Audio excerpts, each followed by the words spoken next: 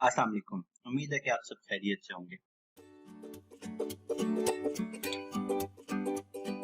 Excel की आज की इस वीडियो में हम सीखेंगे कि माइक्रोसॉफ्ट एक्सेल की मदद से कैसे हम परसेंटेज डिस्ट्रीब्यूशन, रनिंग टोटल और परसेंटेज इंक्रीज या डिक्रीज कैलकुलेट कर सकते हैं। और आखिर में आप सबके लिए एक छोटी सी टिप जिसके थ्रू हम लोग अपना एक्सेल का डिविडेंड एरर या डिवाइडेड बाय जीरो एरर को कैसे ठीक कर सकते हैं, कैसे उससे बच सकते हैं, वो आपको बताया जाएगा। इस वीडियो को आखिर तक जरूर देखिएगा। और सबसे पहले ये देखते हैं कि हम लोग परसेंटेज डिस्ट्रीब्यूशन कैसे निकाल सकते हैं। परसेंटेज डिस्ट्रीब्यूशन क्या होती है कि किसी भी एक पर्टिकुलर स्टेशन का या किसी भी एक पर्टिकुलर टीम का हमारे टोटल प्रॉफिट में कितना बेनिफिट है।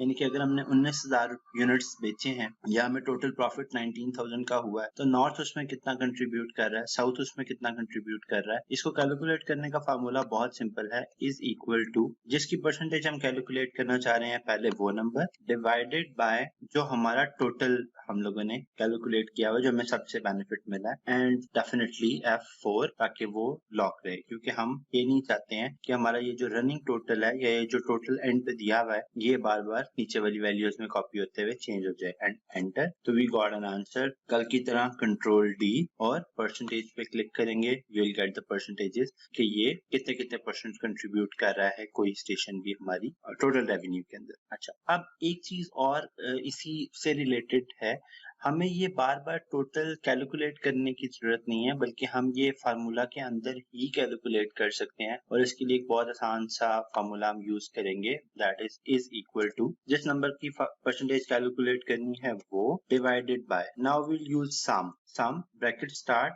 C5 से लेके नीचे C8 तक and F4 bracket close and enter. We will get same answer जो हमने पिछली दफा लिया था, सेम परसेंटेजेस हमारे पास आ गई हैं। अब हमें पता है कि हम बगैर नीचे टोटल किए हुए भी नीचे तक अपना सम कैलकुलेट कर सकते हैं। इसी तरह से कुछ कंपनीज क्या करती हैं कि वो ये कैलकुलेट करती हैं कि आपका रनिंग टोटल कितना है। लाइक उनका पैरामीटर ये नहीं होगा कि किसने कितना कंट्रीब्यूट किया है कुछ इस तरह का, बल्कि वो कंपनीज रनिंग टोटल देखना चाहती हैं। मिसाल के तौर पर जनवरी में 78 यूनिट सेल किए, फरवरी में 63 यूनिट सेल किए, इस टोटल को कैसे कैलकुलेट किया जाएंगे। और यही उनका बेंचमार्क है कि क्या हम लोग मतलब पूरे साल का एक टारगेट था लेट्स से 700 यूनिट्स एंड हमने उसको मंथली बाइफिकेट नहीं किया हुआ, बल्कि हम हर महीने अपना टारगेट रीसेट करते हैं कि अच्छा 78 हमने जनवरी में सेल कर लिया, बाकी हम लोगों ने कितनों को डिवाइड करना है, तो उसके लिए रनिंग टोटल कैलकुलेट किया जाता है। इसका फॉर्मूला क्या है, is equal to sum bracket start, यहाँ से शुरू किया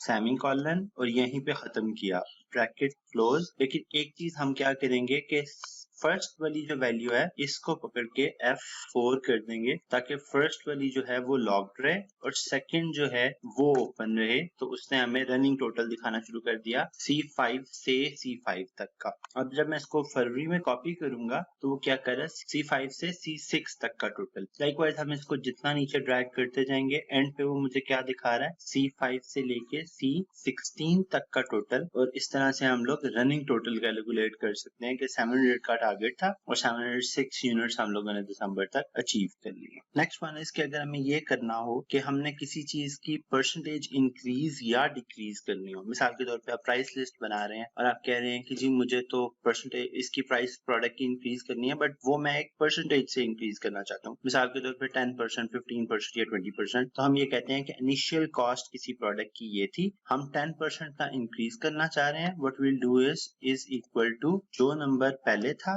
उसको मल्टीप्लाई करवाएंगे किस चीज से, जो परसेंटेज हम इंक्रीज कराना चाहते हैं वो +1 ब्रैकेट क्लोज। तो हमें वो दिखा देगा कि अब आपने जो प्राइस इंक्रीज किया वो नई प्राइस ये है। लेट्स से हम इसको 10 के बजाय 20% करते हैं तो वो हमें नई प्राइस उसी के हिसाब से दिखा देगा। लाइकवाइज अगर इसके अपोजिट करना हो, किसी पर्टिकुलर कस्टमर को कोई डिस्काउंट देना चाहते हैं, तो आप सेम फार्मूला यूज करेंगे but with a minus sign, that is equal to जो नंबर आप इंक्रीज करना चाहते हैं वो, जिस पे आप परसेंटेज लगाना चाहते हैं वो, multiplied by bracket start 1 minus जिस परसेंटेज से इंक्रीज या डिक्रीज करना चाह रहे हैं वो bracket close. You will get an answer कि आपने 20% डिस्काउंट उस कस्टमर को दिया है, तो 800 is your total. Now last as committed कि हम आखिर में एक छोटी सी टिप आपके साथ शेयर करेंगे, जिसमें अगर जीरो बजट या जीरो आपके पास आंसर परसेंटेजेस आ रही हो तो आप उसको कैसे कैलकुलेट करते हैं। नॉर्मली हम परसेंटेज कैसे कैलकुलेट करते हैं, is equal to this divided by this, ठीक है। लेकिन अगर आप इसको कंट्रोल डी करेंगे तो बाकी दो तो ठीक आ गए हैं।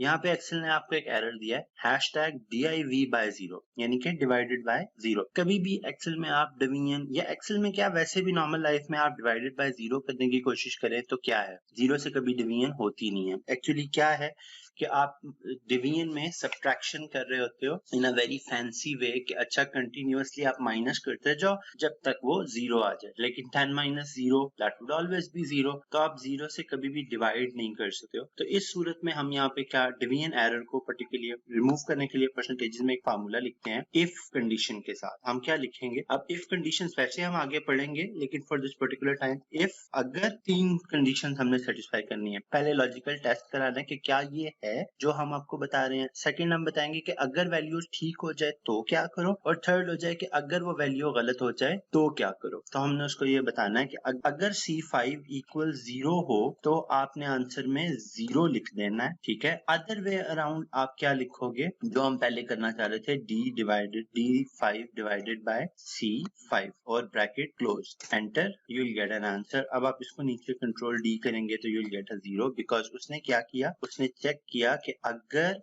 दोबारा हम देख लेते हैं, अगर C6 यानी कि ये वाला कॉलम 0 के इक्वल हो जाए तो मुझे 0 दे दो, कॉमा 0, अदर वे अराउंड फिर एक कॉमा लगा के हमने नेक्स्ट लिख दिया कि दिस डिवाइडेड बाय दिस, जो कि हम पहले करना चाह रहे थे। This was a simple trick for you guys. That's it for today. उम्मीद है कि आपको आज के एक्सेल के टिप्स जरूर यूजफुल लगे होंगे और आप इनकी मदद से अपना डाटा एनालिसिस के टास्क में अप्लाई करके अपने डाटा एनालिसिस को बेहतर बना सकेंगे। इस वीडियो को लाइक करना और हमारे साथ चैनल को सब्सक्राइब करना ना भूलिएगा ताकि आपको ऐसी मजीद वीडियोस मिलती रहें। आपके पास कोई सवाल या कोई कमेंट है तो प्लीज हमें जरूर कमेंट बॉक्स में बताइए। अगली वीडियो तक अपना ख्याल रखिएगा और एक्सेलिंग करते रहिएगा।